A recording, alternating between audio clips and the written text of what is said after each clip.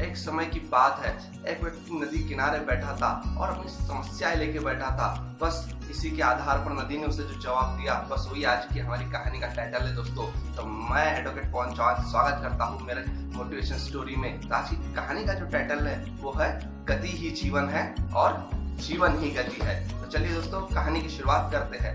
एक व्यक्ति था जो रोज नदी किनारे आता था और नदी के अंदर पूजा करके चला जाया करता था।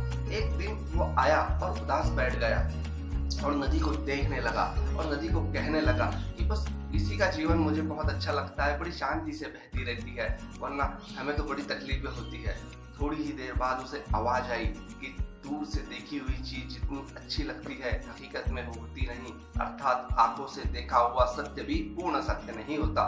वो व्यक्ति यहाँ वहाँ देखने लगा कि मुझे ये आवाज कहाँ से आ रही है। तो फिर और आवाज आई। नदी ने उससे कहा कि यहाँ वहाँ क्या देख रहे हो, सामने देखो, मैं तुम्हारे सामने हूँ, मैं नदी हूँ। तो नदी में आश्चर्य से देखने लगा और वो देखकर उसने पूछा, क्या आप मुझसे बात कर रही है? नदी ने कहा, हाँ, तुम्ही ने तो कहा था कि जीवन बड़ा ही आसान है नदी का।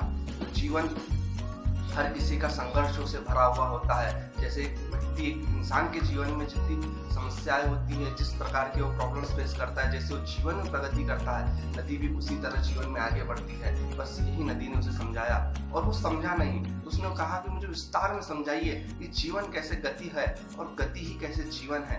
तो नदी ने कहा, देखो, जैसे इंसान के जन्म का कुछ पता नहीं होता, वैसे नदी के जन्म का भी कुछ पता नहीं होता। नदी के दो किनारे होते हैं, व्यक्ति के जीवन में भी दो किनारे होते हैं और उन किनारों का नाम है सुख और दुख। यही जीवन का पहलू है। नदी जब अपने जीवन में आगे बढ़ती है तो चट्टानों से टकराती हुई आगे बढ़ती है और व्यक्ति भी जब अपने जीवन में आगे बढ़ता है तो भांति भांति के संघर्ष करते हुए बढ़ता है। जब नदी मैदानों से गुजरती है तो व्यक्ति का जीवन भी उसके कार्य क्षेत्रों में विभिन्न परिस्थितियों से गुजरता है। नदी की गति उसकी बहती हुई धारा है तो जीवन की गति उसकी प्रगति है। नदी ने उसे बड़े अच्छे से समझाया और उस व्यक्ति ने जब अंत के बारे में पूछा तो नदी ने कहा कि जैसे व्यक्ति का अंत उसकी प्रगति पथ पे रुक जाना होता है। जब कोई व्यक्ति तरक्की के बारे में सोचता ही नहीं, वहीं उसका ठहराव हो जाता है, वहीं अंत हो जाता है जीवन की प्रगति का। और नदी ने कहा कि मेरी बहती हुई धाराएं जब धीमी हो जाती है तो नदी का भी वहीं अंत हो जाता है, वहीं वो धीमी हो जाती है, उसके बाद वो आगे बढ़ नहीं सकती।